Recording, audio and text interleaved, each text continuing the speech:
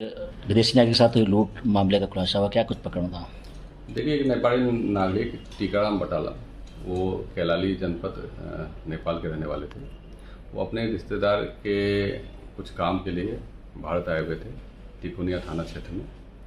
और यहाँ कुछ वो 2,24,000 नेपाली रुपये लेके ट्रैवल कर रहे थे।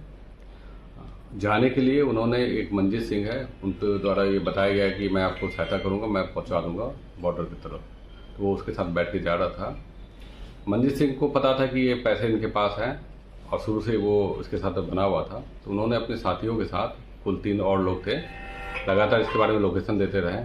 और उनके द्वारा जब लोकेशन फाइनल करके इनको एक सुनसान जगह पे ले जाके लूट करवा दी गई।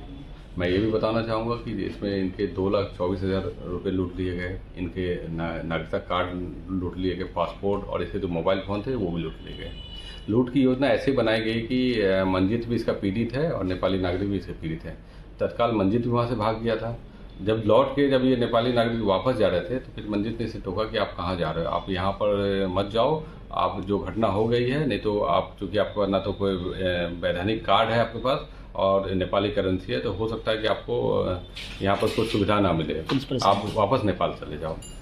लेकिन फिर भी उनके द्वारा तिकोनिया में अपने प्रार्थना पत्र को दिया कि अपनी बात बताई गई। तत्काल ही पुलिस और सर्विलांस टीम लग गई और इसमें शुरुआत से हमें सफलता मिलने लगी, क्योंकि जो मंजीत था वो पहले से सस्पेक्ट था। उनके फ़ोन वगैरह को देखा गया तो उसमें कड़ियाँ जोड़ी गई। तो उसमें 3 और लोग को गिरफ्तार किया गया। उनसे 1,87,900 रुपये बरामद के नेपाली रुपये बरामद किए गए। कुछ पैसे उनके द्वारा खर्च कर लिए गए थे व्यक्तियों के द्वारा। करीब 84% रिकवरी हो गई है। 2 गाड़ियाँ रिकवरी हो गई है। एक तमंचा जो दिखा के लूट किया गया था वो रिकवर हो गया है। और बाकी सारी चीज़ें, मतलब कि जितने भी अपराधी थे उनको जेल भेजा गया है। हम ये भी सुनिश्चित करेंगे जो बॉर्डर इलाके में जो इस तरह की घटना जो करते हुए आए हैं, क्या पहले कभी कोई घटना तो नहीं किया है, और इन्हें सख्त से सख्त सजा भी दिलवाई जाएगी। सर, बॉर्डर इलाके में जो है अवैध बाइक ट्रेवल्स बहुत के चलते बड़ी अपराध की घटनाएं होती हैं, क्यों नहीं नियंत्रण हो पा रहा उन पे? देखिए, बाइक जो चलते हैं, बाइक की चेकिंग होती है। बाइक तब तक वैध है जब तक उसके बाद कागजात वगैरह होती है। लेकिन सही बात यह है कि आप जैसे बताएं तो कभी कभी लोग इस मतलब कि आपसे जब लिफ्ट मांगते हैं या फिर भारतीय नागरिक ही को बोल के कि नहीं आपको लिफ्ट दे के छोड़ दें, तो कभी कभी लोग उसके बात में आ जाते हैं। लेकिन इसका मतलब ये नहीं है कि मतलब कि उनके साथ कोई घटना कर दिया जाए या फिर छवि खराब की जाए। सर, इतना पैसा लेके क्या नेपाली करेंसी चेंज करने की तो नहीं आ रहा था ये? देखिए, ये तो सूचना मिली है कि कोई अपने रिश्तेदारों के साथ ये भेजे के पैसे को लेने आया था और व्यक्ति खुद लेके जा रहा था। उन्होंने, सबसे बड़ी बात है कि नेपाली नागरिक ने कोई भी तथ्य छुपाए नहीं।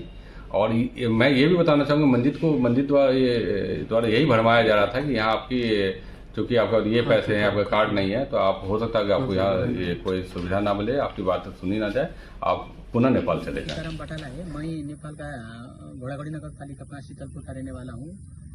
मैं सामान खरीदने के लिए 11 सितंबर को भारत में तिकोनिया में आया था।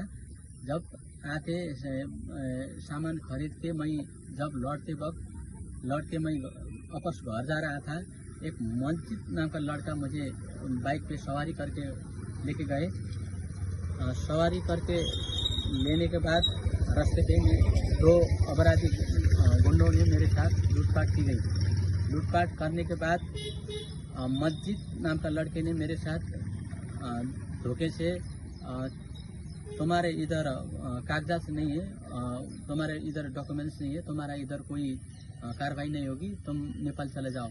मैं भारत पुलिस को और यूपी पुलिस को विश्वास करके मैं तिकोनिया आके मैं रिपोर्ट दर्ज कराया। रिपोर्ट दर्ज कराने के बाद पुलिस ने तुरंत कार्रवाई करके मेरा अपराधी को पकड़ लिया और मेरा लूटपाट की गई सामान बरामद कर दिया। और ये इस काम से मैं बहुत खुश हूँ और तिकोनिया पुलिस को भी